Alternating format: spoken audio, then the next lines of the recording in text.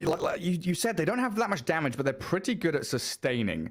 So if they're able to kind of get their levels up and get a good amount of farm on Dreamer Cell, maybe they can make their way out of this laning stage.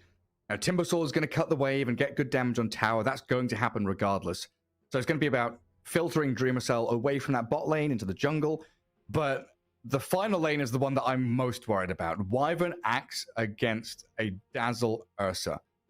That feels like Liquid are going to just stomp that lane.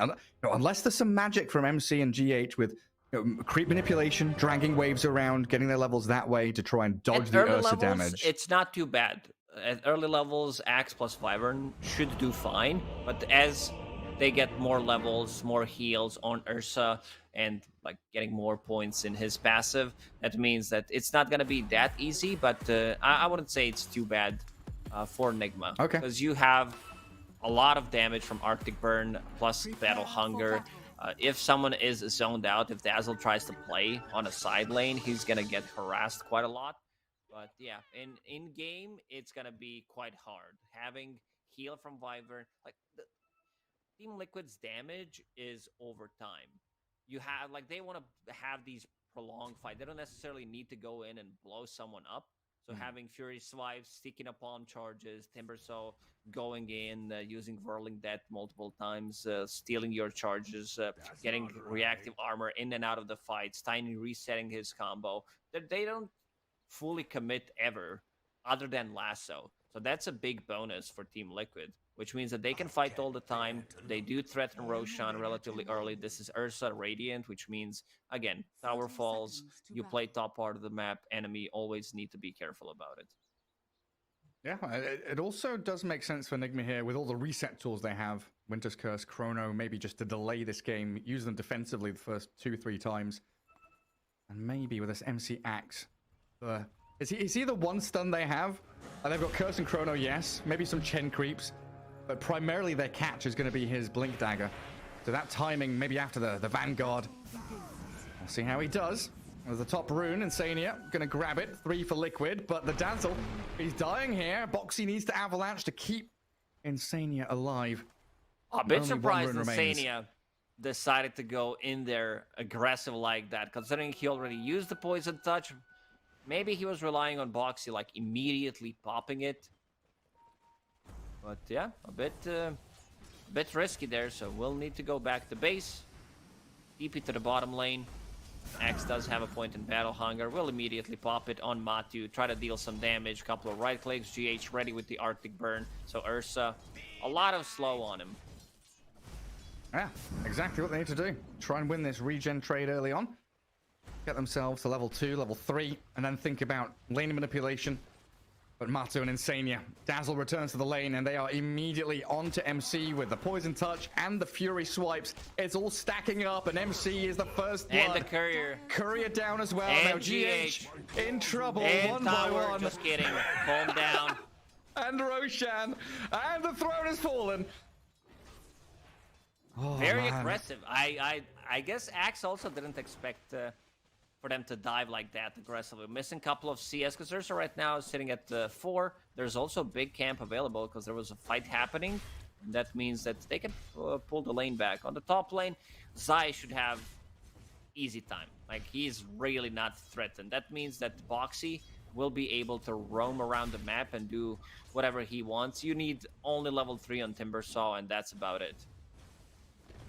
Yeah, here's an easy time. Dragon waves around. Boxy also trying to get to his level 2.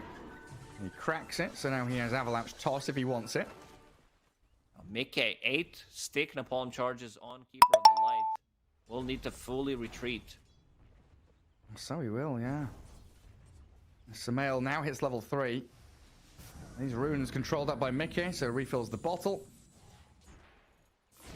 Kotl with that movement speed as GH dead down bottom.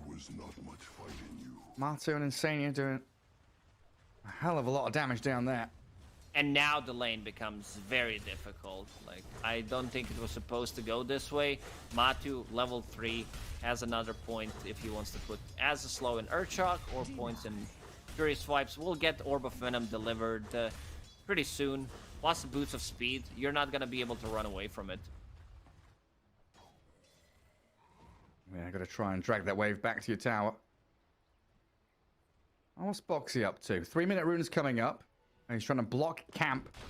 Stop Kuro from getting any of those medium camp creeps. Good old Bloxy picks up the tree. And now we'll deal some damage to Chen. It's very difficult to trade against it. He doesn't want to go for the bounty rune, though. Let's Kuroki take it. And does mean Chen is now kind of isolated off to that right-hand side in the forest. Zai's Timbersaw, only 6 last hits in this top lane. 17 for Dreamer Cell. And Boxy did drag the wave under the tower, so that's where a few of them went missing. And he does have another wave arriving now in towards him. Yeah, that's it's all about the levels. Waves, pretty much, coming next to him. And yeah, as you said, it's all about getting the levels. Kuro will get the pull off.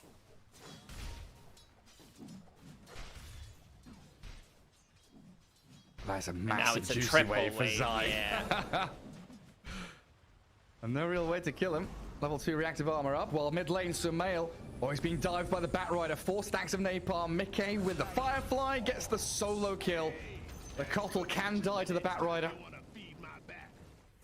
Mickey tipping Boxy, because Boxy showed up and did absolutely nothing.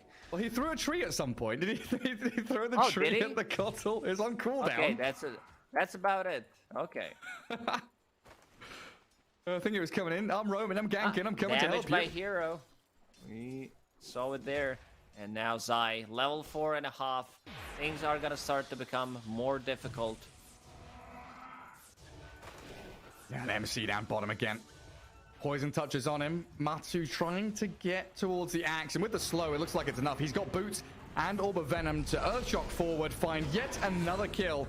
GH out in the open now. This river, not safe for him. He will be able to fly back towards his tower, though.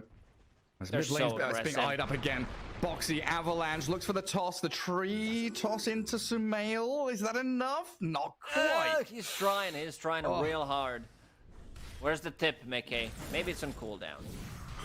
Hey, where are your tips now, brother? So Ursa, like Matu's playing super aggressive. These are the type of the heroes that I love the most watching Matu play, where he just ditches the lane, doesn't care too much. He still has 25